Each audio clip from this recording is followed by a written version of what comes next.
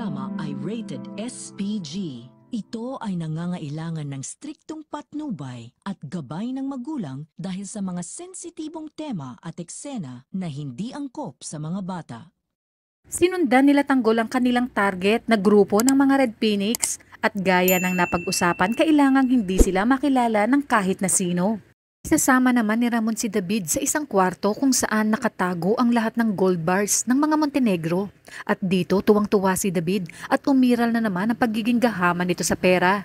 Sinabi ni Olga na hindi na umano pwedeng tumanggi si David dahil maya-maya lang ay ipakikilala na ito ni Ramon sa kanilang mga kasyosyo sa negosyo bilang tagapagmana ng ligasiya ng mga Montenegro. Sa kabilang banda, dumating na nga sina Edwin sa lugar kung saan niya kikitain si Baldo. Magugulat naman si Baldo dahil ang kanilang napag-usapan ay si Edwin lang. Ngunit iginiit ni Edwin na tropa umano ang kanyang kasama at ito ang magdadala ng malaking pera sa kanila, ang kanilang kliyente na si Jacobe, na nagpapanggap bilang Justine. Bago nga isagawa ni Tanggol ang kanilang pagtambang sa mga Red Phoenix ay tinanong niya si Bubbles kung hindi ba umano ito nakukonsensya sa kanyang ginagawa. Kaya naman iginiit ni Bubbles na habang nandito sila sa mundong ibabaw ay kailangan nitong makipag-unahan.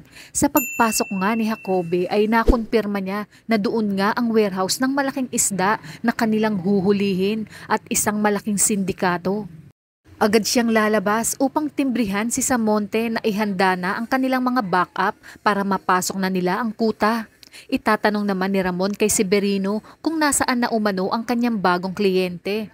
Ngunit laking gulat niya nang salubungin niya si Edwin at tawagin pa siya nitong bayaw dahil malaking sikreto umano ito. Dahil sa gulat ay magagawa niyang magpaputok ng baril kung kaya't maaalarma ang kapulisan at pati na sina Tanggol at Bubbles na nag-aabang sa labas.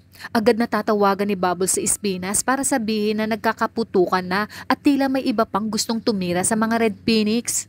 Sinabi ni Espinas na kinakailangan sila ang makapatay sa mga Red Phoenix. Hindi naman sila binigo ni Tanggol at napagtagumpayan ang kanilang misyon. Ngunit isang malaking suliranin nang maabutan ni Rigor ang naka-helmet na si Tanggol at Bubbles. Buti na lamang ay to the rescue si Espinas at agad na binakapan sina Tanggol.